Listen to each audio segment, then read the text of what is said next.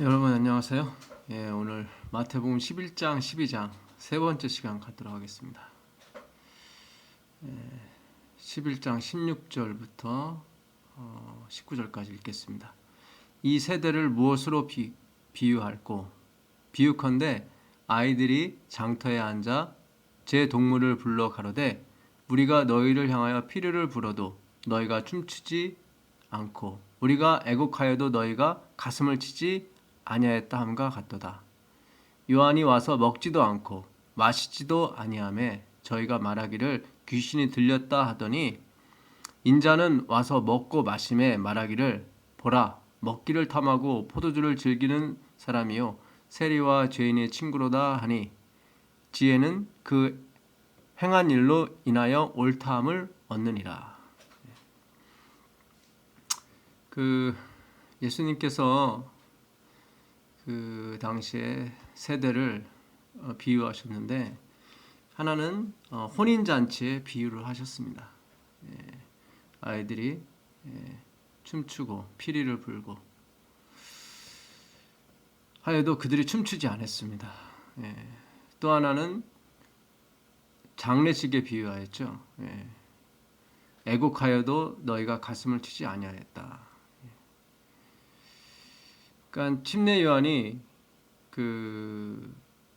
회개하라 독사의 자식들아 이렇게 외쳤습니다.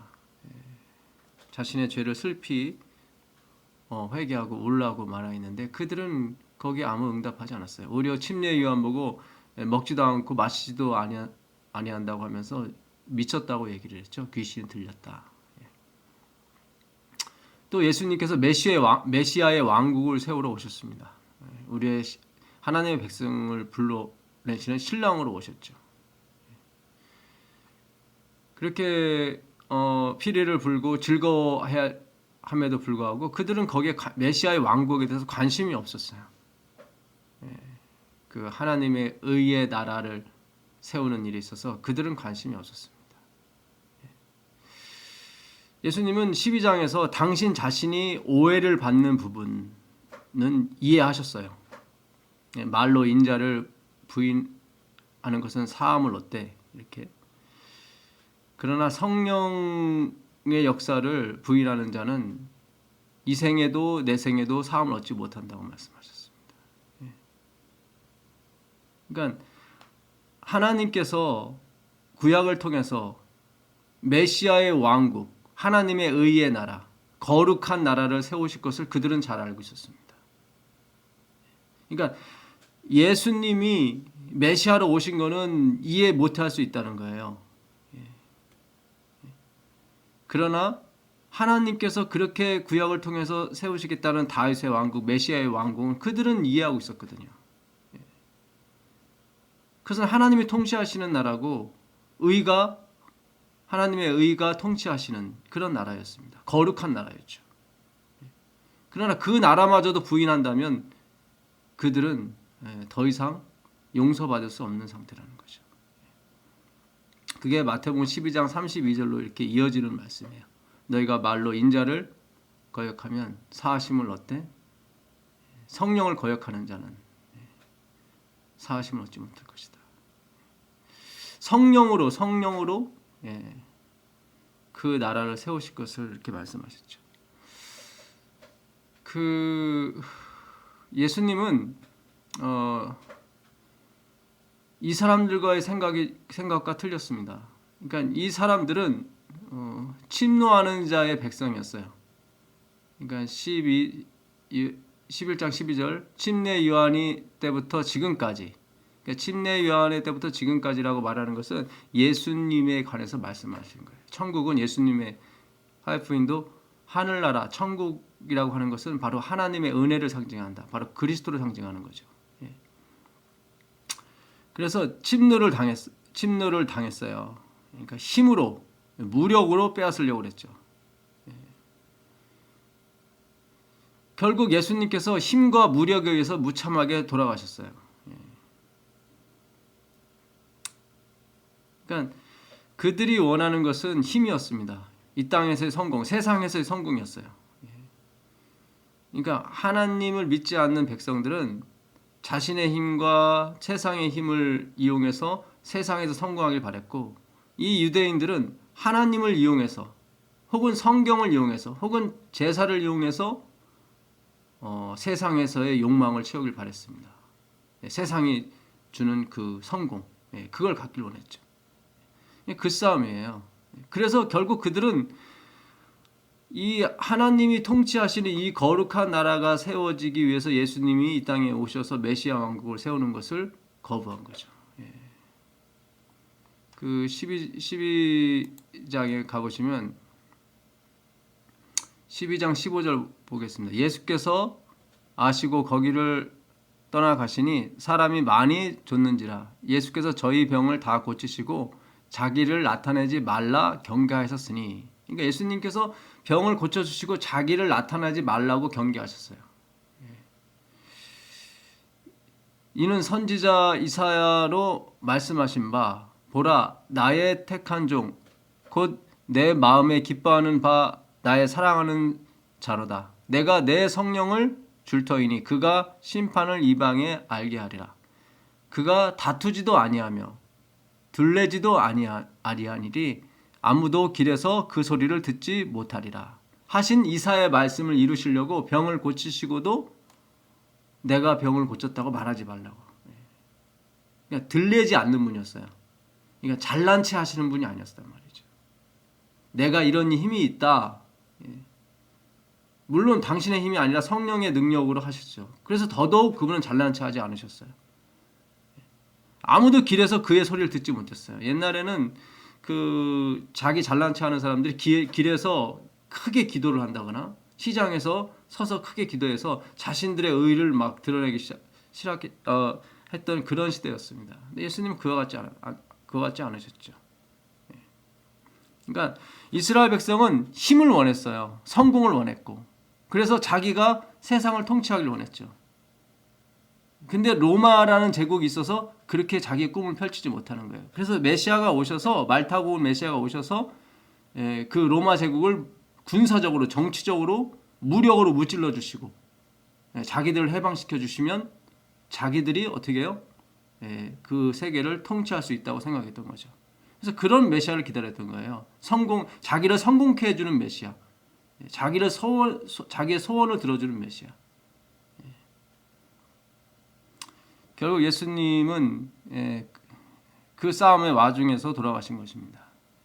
그러니까 지금도 마찬가지예요. 지금도 우리가 기독교에 입문하는 많은 사람들 중에 저도 마찬가지였습니다. 저도 기독교에 입문할 때 성공을 위해서 율법을 지키면은 내가 머리가 되고 꼬리가 되지 않을 것이다. 세상은 성공을 주지 못하지만 하나님은 줄 것이라고 생각했거든요. 그래서 내 성공을 위해서 나의 출세를 위해서 하나님을 이용하길 바랬죠. 그것이 기독교의 근본 정신이 아니라는 걸 나중에 알게 됐어요. 그러니까 오늘날 우리 안식일교도 마찬가지인 것 같아요. 뭐 전적으로 세상의 성공을 위해서 일하는 건 아니지만 절반이에요. 그러니까 천국도 가고 싶고 세상에서 성공도 하고 싶고. 예수님께서 그러셨어요. 내 이름으로 모으지 않는 자는 나를 반대하는 자다. 그러니까 세상은 두 가지 종류밖에 없다고 말씀하신 거예요. 그러니까 예수님의 이름으로 모으는 자와 그렇지 아니한 자. 그러니까 중간 지대는 없다는 거죠. 이 12장에서 하시는 말씀이 그 말씀이에요. 그러니까 우리가 양쪽에 양다리를 걸치고 있다는 것은 세상에 속겠다는 거지 하나님께 예수님께 속겠다는 게 아니에요. 우리는 이게 지금 6,000년 동안 이 싸움을 하고 있는 것입니다. 그러니까 이스라엘 백성은 로마 제국을 무찔러 주길 바랬지만 예수님은 그 로마 제국을 움직이는 그 죄의 세력, 죄의 권세를 잡고 있는 그 마귀의 세력을 멸하러 오신 거예요. 로마 제국이 마귀를 없애지 않는 한 로마 제국이 멸망해도 또 다른 나라가 자기들을 지배할 거거든요. 그래서 죄의 세력을 근본적인 것을 없애지 않는 한 우리의 고통과 우리의 절망은 계속되어지는 것입니다. 그래서 이게 지금 너무 중요해요. 사실은 대한민국이 기독교 국가가 될 정도로 굉장히 강성할 때가 있었는데 지금 많이 세력이 죽었죠. 그 이유는 이 기독교를 세력화하려고 했던 생각들 때문에 그래요. 힘을 가지고 싶어해요. 눈에 보이는 힘. 그 그리스도의 그 낮아지는 힘이 아니라 밖에 나가서 자랑하고 싶고 자기의 세를 불리고 싶은 그런 욕망이 출중한 거죠. 그러니까 복음을 전도한다는 측면에서 우리가 전도는 너무 좋지만 세를 불린다는 생각도 들어가 있다면 그건 복음으로서의 가치가 더 이상 없는 거죠. 뭐 우리는 70만 성도다, 우리는 20만 성도다. 저희 교회도 나라에 얘기하기로는 친구하기로는 20만 성도라고 보고를 한대요. 그래야 나라에서 우리 교회를 무시하지 못한대요. 그러니까 이게 좀 약간 어처구니 없는 이야기예요, 사실은. 그것도 일반 평신도가 아니라 지도자들이 그 생각을 하고 있다는 것 자체가 가슴 아픈 일이죠. 예루살렘에 의인 한 명이 없어서 망했거든요. 예루살렘에 하나님을 믿는 사람들이라고는 엄청 많은데 예레미야서 5장 1절에 보게 되면 하나님께서 예레미야에게 말씀하세요. 너 지금 예루살렘 성에 가서 길거리를 후비고 다 돌아다녀 봐라. 내가 만일 의인 한 명을 찾을 수 있다면 내가 그 성을 살릴 것이다. 이렇게 말씀하세요. 소돔과 고모라는 의인 10명이 없어서 결국 또 멸망했습니다. 롯밖에 없었죠. 롯.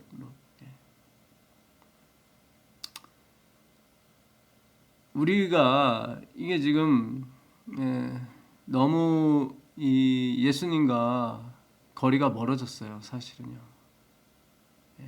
너무 눈에 보이는 것에 우리가 집착하기 시작하였고, 그리고 우리의 방향성 자체가 그리스도의 은혜의 왕국, 그런 거룩의 왕국의 목표가 아니라 이 땅에서의 그런 성공의 왕국으로 우리가 변모를 하기 시작했습니다. 언제부턴가. 참 안타까운 건데요. 이게 지금 예수님이 지금 오신다 할지라도 우리와 이 방향이 영 틀리다면 우리도 역시 그들처럼 예수님을 십자가에 못 박을 수밖에 없다는 거죠. 이게 슬픈 현실이에요, 사실은.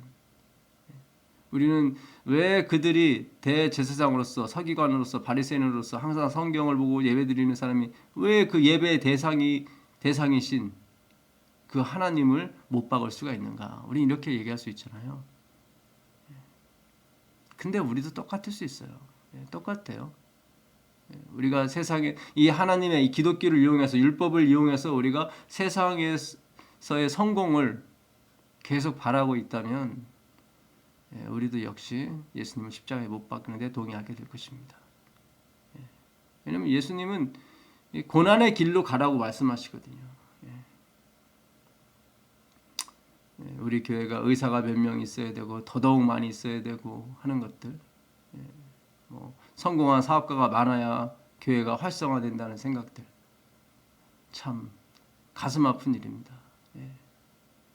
이거는 성령께서 오시는 것을 막고 있는 거예요, 사실은. 그런 생각들은요. 그 요한복음 5장 38절 한번 가볼까요? 요한복음 5장 38절입니다. 요한복음 5장 38절.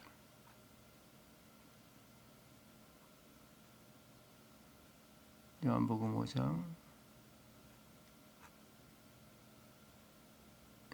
38절. 그 말씀이 너희 속에 거하지 아니하니 이는 그의 보내신 자를 믿지 아니함이니라. 너희가 성경에서 영생을 얻는 줄 생각하고 성경을 상고하거니와 이 성경이 곧 내게 대하여 증거하는 것이로다. 그러나 너희가 영생을 얻기 위하여 내게 오기를 원하지 아니하는도다. 나는 사람에게 영광을 취하지 아니하노라. 다만 하나님을 사랑하는 것이 너희 속에 없음을 알았노라. 나는 내 아버지의 이름으로 왔음에 너희가 영접지 아니하나 만일 다른 사람이 자기 이름으로 오면 영접하리라. 너희가 서로 영광을 취하고 유일하신 하나님께로부터 오는 영광을 구하지 아니하니 어찌 나를 믿을 수 있느냐. 내가 너희를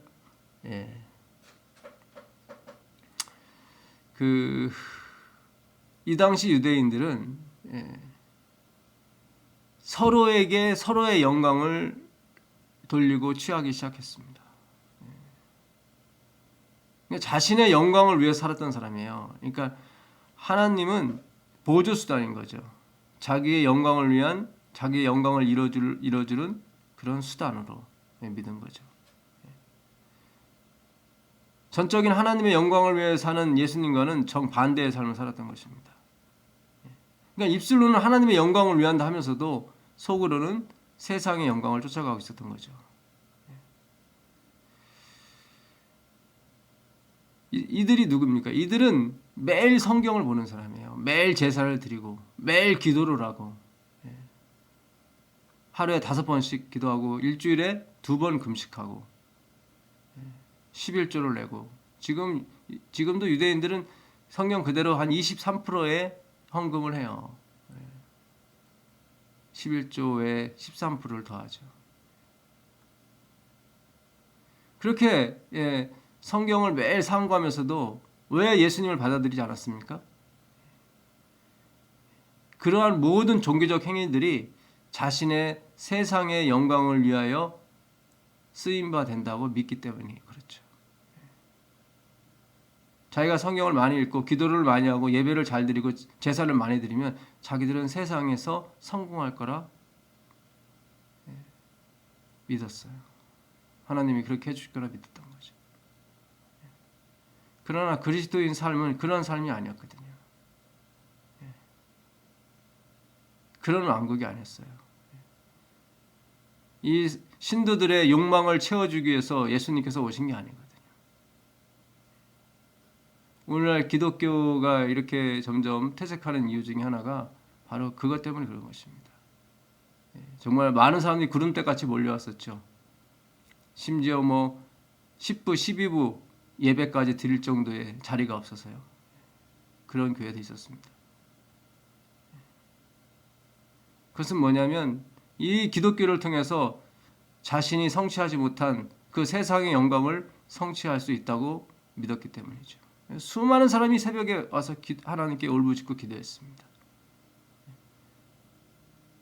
진정 하나님이 원하시는 의의 삶, 그 삶을 위해서는 별로 기도하지 않았죠.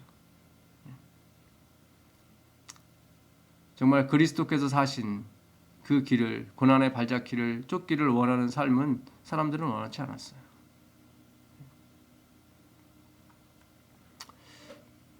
요한계시록 3장 보겠습니다. 요한계시록 3장.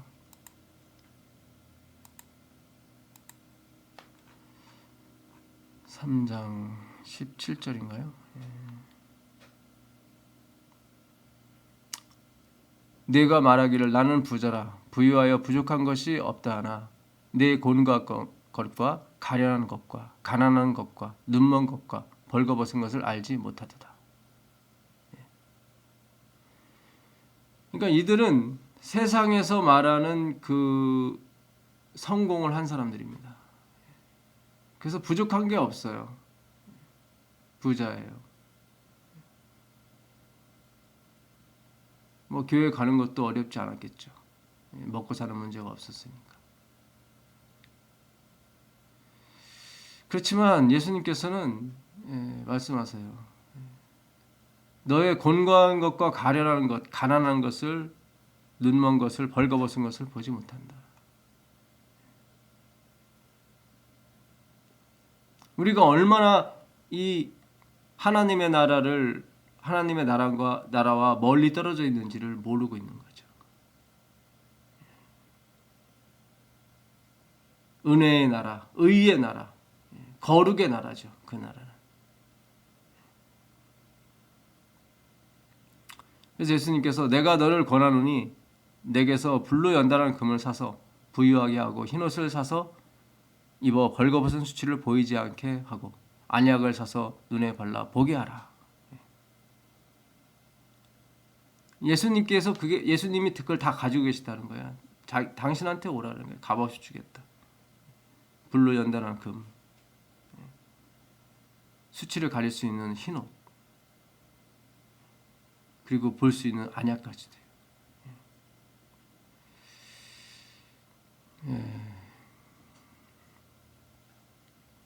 이 황금 만능주에 사는 우리 성도들로서 성공이라는 것이 우리를 유혹하는 사실 최고의 무기입니다.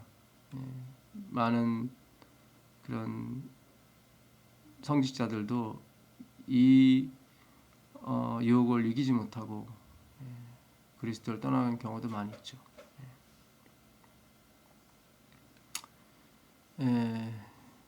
정말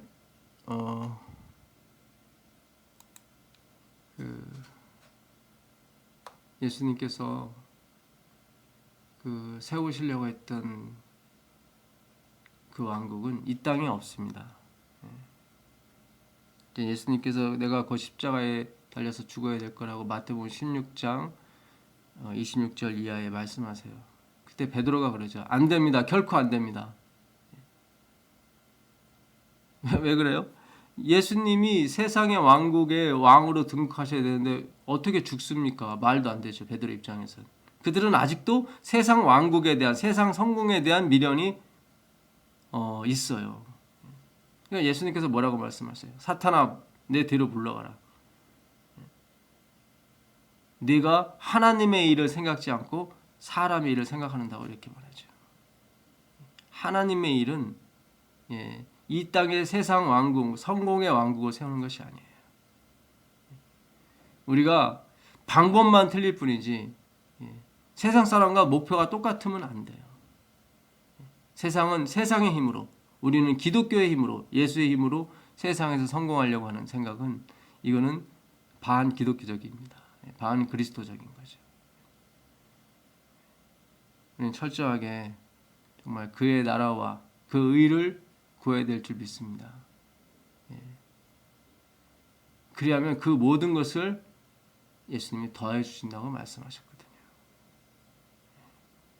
그의 나라와 그의 의. 그런 사람만이 성령을 해방하지 않는 사람들이에요.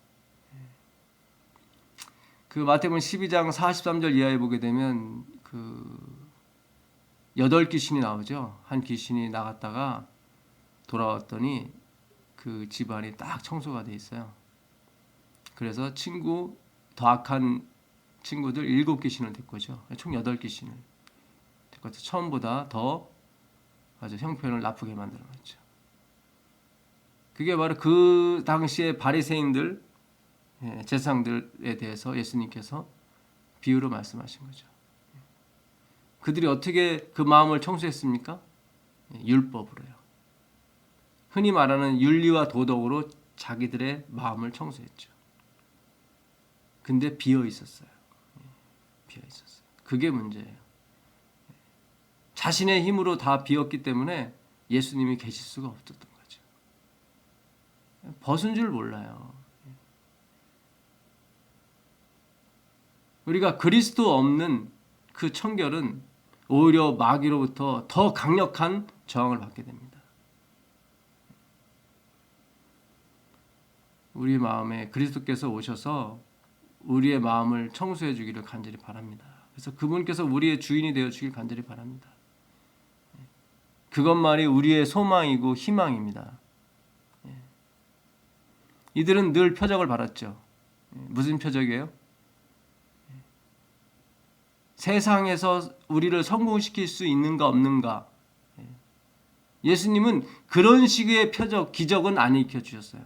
내가 죄를 사하는 권세가 있다는 걸 증명해 주기 위해서 병자를 고칠 수는 있었지만 내가 너희를 성공시키게 할 수 있다는 것을 믿음을 주기 위해서 표적은 요나의 표적밖에 없다고 말씀하셨던 거죠. 악하고 음란한 세대가 표적을 구하는 거예요.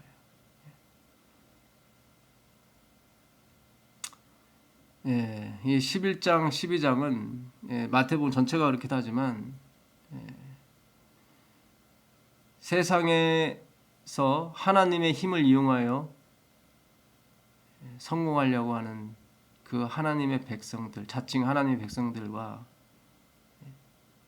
이 땅에서 하나님의 백성을 불러내어서 하나님의 은혜의 왕국, 의의 왕국으로 데려가시고자 하시는 예수님과의 투쟁이었습니다.